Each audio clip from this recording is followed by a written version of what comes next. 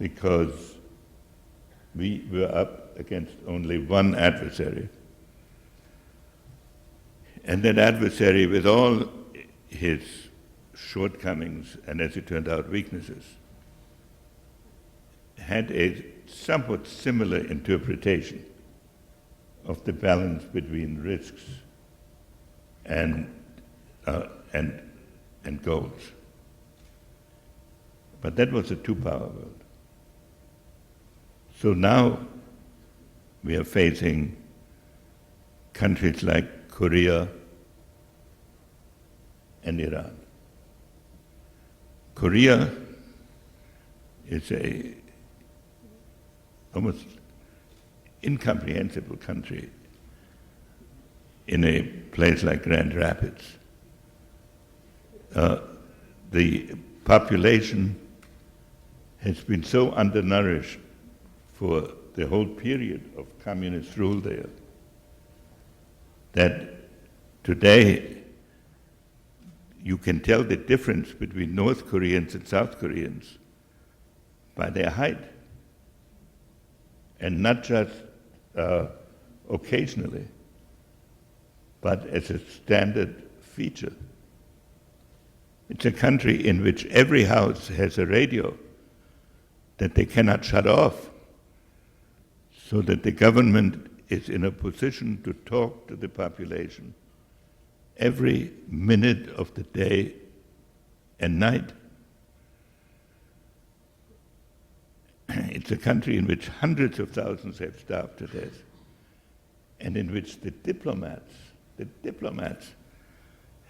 are not getting a salary, but have to support themselves by counterfeiting and any other illicit trade they can come up with.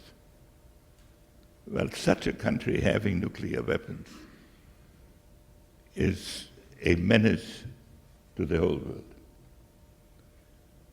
And Iran has its own version of fanaticism. It's a more advanced country than North Korea, but an extraordinarily fanatical country,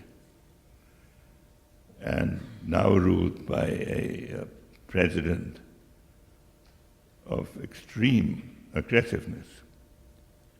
Now, therefore, the spread of nuclear weapons, it's not an American project. It's a project that affects the whole world.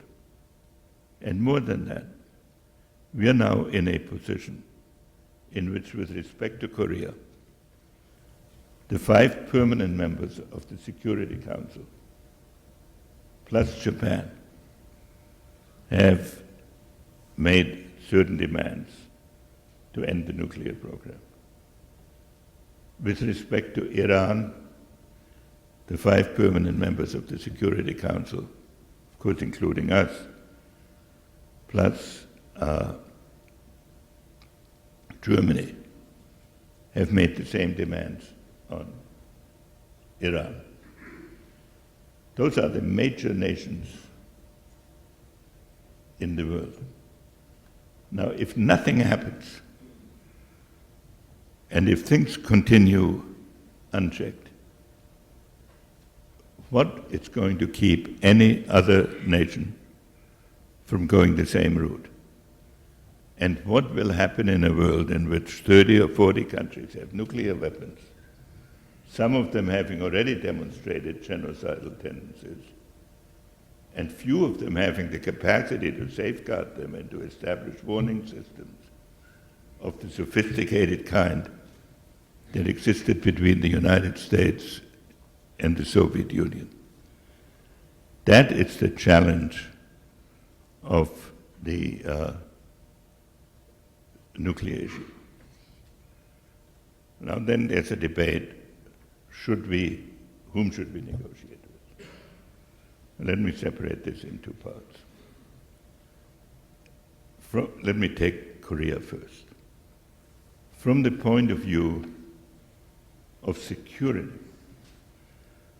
Japan, China, South Korea, and even Russia are far more immediately threatened than the United States. And therefore, it would be senseless for the United States to say, we will conduct this as a separate negotiation between us and North Korea when we are in a position that the other 5 nations substantially agree with us. So far, North Korea has refused to negotiate. Once it negotiates, I have no doubt that we will take part in the 6-power group. And within the 6 powers, we will of course find opportunities to talk to Korea. But the public debate that we should split this thing off and make it a separate American effort makes no sense to me. Now, Iran is more complex in the sense that we have a long history of friendly relations with Iran as a nation, including the Ford administration. And Iran, as a nation, is an important feature of the Middle East. So with Iran, it would be theoretically possible to conduct negotiations with the 5 plus separately. But we have to understand what the framework is. The challenge that Iran represents now is it a nation or is it a cause? If it's a nation, we can find a dialogue. It won't be easy, but one can conceive how it will evolve. If it is a cause, if Iran looks at the world and says, we have many benefits here that work in our direction. We have a potential vacuum in Iraq.